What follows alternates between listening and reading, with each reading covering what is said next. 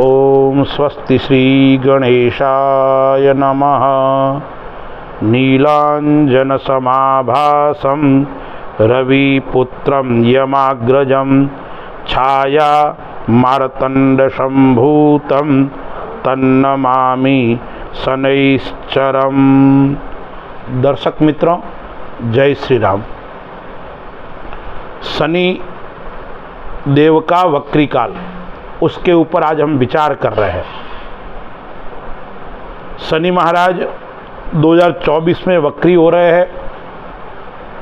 कब हो रहे हैं, क्या प्रभाव रहेगा? देखिए, शनि न्यायाधीश है। नवग्रह के अंदर शनि सबसे मंद गति से चलने वाला ग्रह है। आयु, रोग, विज्ञान, कला, खनिज तेल आदि के ऊपर शनि का विशेष प्रभाव रहता है। वक्री का अर्थ क्या होता है? साधारणतया हम समझते हैं वक्री यानी पीछे की ओर चलना, ऐसा हमें नजर आता है। लेकिन वक्री का अर्थ होता है ग्रह पीछे की ओर नहीं जाता है, पृथ्वी के समीप जाता है, पास जाता है, उसको कहते हैं वक्री ग्रह। और वक्री ग्रह बलवान हो जाता है और कई प्रकार के विशेष फल की प्राप्ति करवाता है। तो शनि का जो ये वक्री काल है वो कुंभ राशि के अंदर पूर्वा भाद्रपद नक्षत्र के अंदर होने जा रहा है। कब है? 29 जून 2024 के दिन। कितने दिनों के लिए? 139 दिनों के लिए। शनि एक राशि के अंदर 2.5 वर्ष रहता है और पुनः उस राशि के अंदर आता है जब, यानी पूरे 12 राशियों का चक्कर 30 वर्ष के अंदर लगाता है।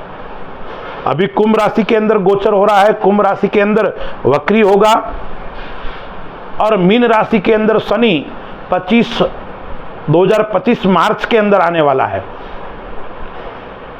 तो कर्क और वृश्चिक राशि के ऊपर ढाइया चल रही है, मकर, कुंभ और मीन के ऊपर 7.5 चल रही है।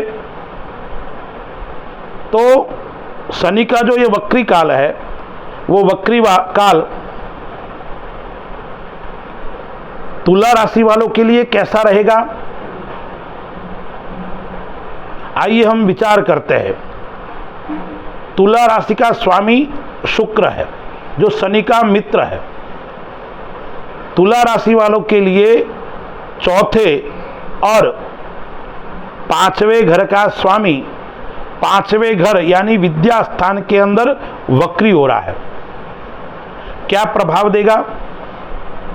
शनि की दृष्टि भी सप्तम स्थान पर, एकादश स्थान पर एवं धन स्थान पर होगी। तो तुला राशि वाले लोगों के लिए जरूर अच्छा फल देगा, लेकिन भविष्य को लेकर तुला राशि वाले लोग जरूर चिंतित रहेंगे। ऐसा उनके मन के अंदर चिंता अवश्य रहेगी। व्यापार की दृष्टि से देखें तो यह ठीक फल देने वाला है, लेकिन आपको सावधानी जरूर रखनी पड़ेगी। समझदारी से आपको काम लेना पड़ेगा। अच्छे अच्छे मौके आपके पास में आएंगे। उन अवसर को किस प्रकार से आप उपयोग ले सकते हो वो आपको समझदारी रखनी पड़ेगी। अच्छे अवसर आपको व्यापार के अंदर प्राप्त होंगे। नई नई योजना आपके पास में आएगी। नई नई कई प्रकार के पार्टनर आपको मिल सकते हैं जो आपको व्यापार के में बढ़ाने में सहयोग करेंगे, लेकिन आपको समझदारी पूर्वक जरूर काम लेना पड़ेगा, तो आप उसके अंदर सफलता को प्राप्त कर सकते हैं।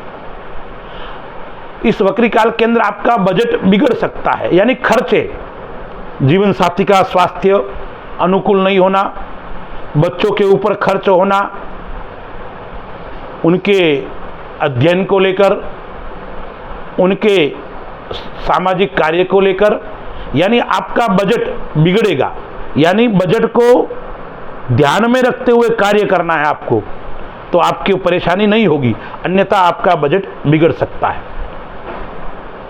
नौकरी आदि करते हो आप तो अच्छा रहेगा। तुला राशि के जो विद्यार्थी है उनके लिए गोचर काल, क्योंकि पंचम स्थान में होने जा रहा है वक्री काल, तो उनके लिए विद्या में विशेष सफलता की प्राप्ति होने वाली है। राजनीतिक दृष्टि से देखें तो भी सफलता की प्राप्ति होने वाली है। आय स्थान के अंदर जरूर थोड़ी परेशानी रहेगी। आप किसी से धन मांग रहे हो तो उसको आने में थोड़ी आनाकानी हो सकती है। विदेश स्थान से यदि आप कार्य करते हो उसके अंदर आपको सफलता की प्राप्ति हो सकती है। जीवन साथी का स्वास्थ्य नरम गरम रहेगा। जीवन साथी के साथ में अहंकार टकराएगा, इसलिए आपको वाणी के ऊपर थोड़ा संयम बरतने की आवश्यकता रहेगी। शनि आपका मित्र है और वो पंचम भाव के अंदर वक्री हो रहा है, तो संतान पक्ष से जरूर आप चिंतित रहेंगे, लेकिन शुभ संकेत भी आपको संतान पक्ष से मिलेंगे। आपके संतान का विवाह नहीं हो रहा है तो उसके अंदर आपको शुभ समाचार मिल सकते हैं। यानी तुला राशि वालों के लिए यह मिश्रित फल देने वाला समय रहेगा। उपाय आपको क्या करना है? एक तो आपको शनि का उपाय करना है, यानी शनि स्तोत्र का पाठ कीजिए, काले कुत्ते को आप रोटी दीजिए, गरीबों को अनाज दान दीजिए और साथ में महालक्ष्मी का आप पूजन कीजिए, आपको श्रेष्ठ फल की प्राप्ति होगी। फिर वृश्चिक राशि, वृश्चिक राशि का स्वामी मंगल, और वृश्चिक राशि वालों को ढाइया भी चल रही है। अब तीसरे और चौथे भाव का स्वामी चतुर्थ स्थान के अंदर वक्री हो रहा है और चौथा शनि है तो ढाइया है, और चौथा ग्रह थोड़ा अशुभ फल की भी प्राप्ति करवाएगा। तो आपको क्या फल देगा वक्री काल? परिवार के ऊपर आपको ध्यान रखने की आवश्यकता है। परिवार से मिलजुल कर रहने की आवश्यकता है, अन्यथा आपका परिवार बिखर सकता है। माता पिता से अनबन हो सकती है, पिता पुत्र से अनबन हो सकती है, यानी परिवार में कोई न कोई बात को लेकर परेशानी होगी और परेशानी वो बिखराव का रूप ले सकती है। इसलिए आपको परिवार पर ध्यान केंद्रित करने की आवश्यकता है। थोड़ी सुख सुविधाओं में आपको कमी जरूर महसूस होगी,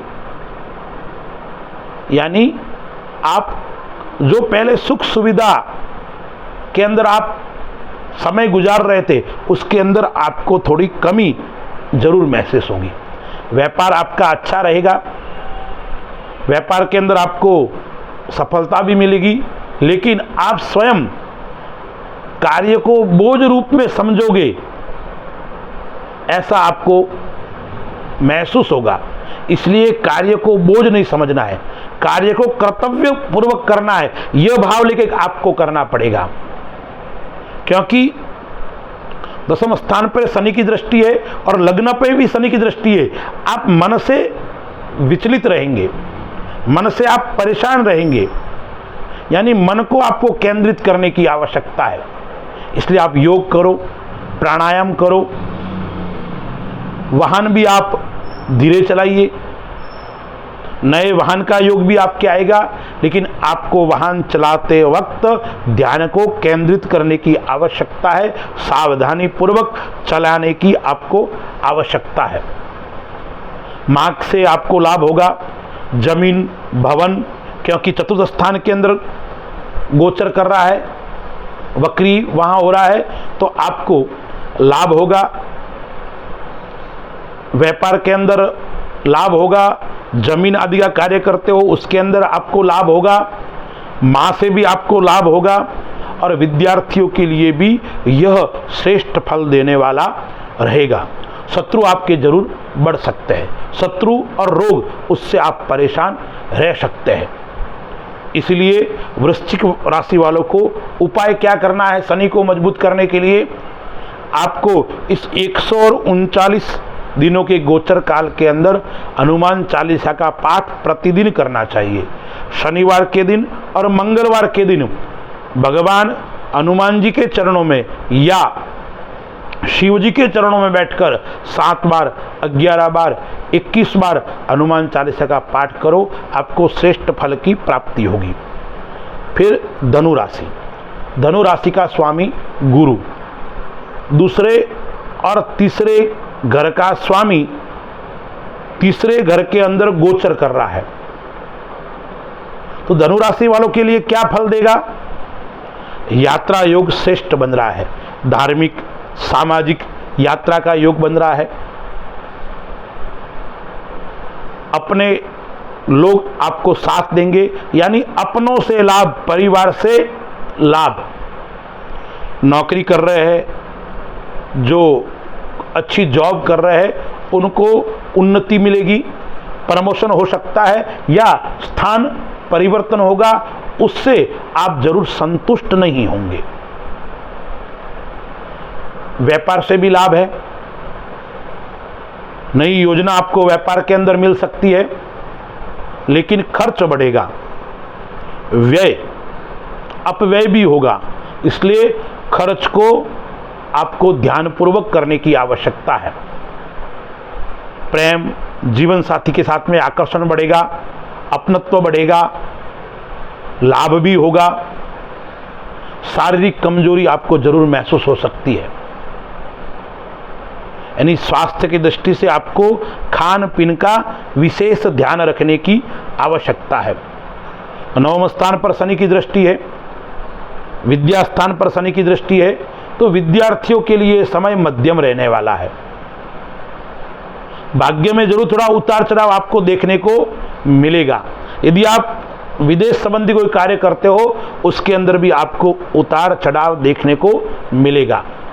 मौसमी बीमारी से आप परेशान रहेंगे, सर्दी है, खांसी है, कफ है, उस प्रकार की बीमारी आपको परेशान कर सकती है।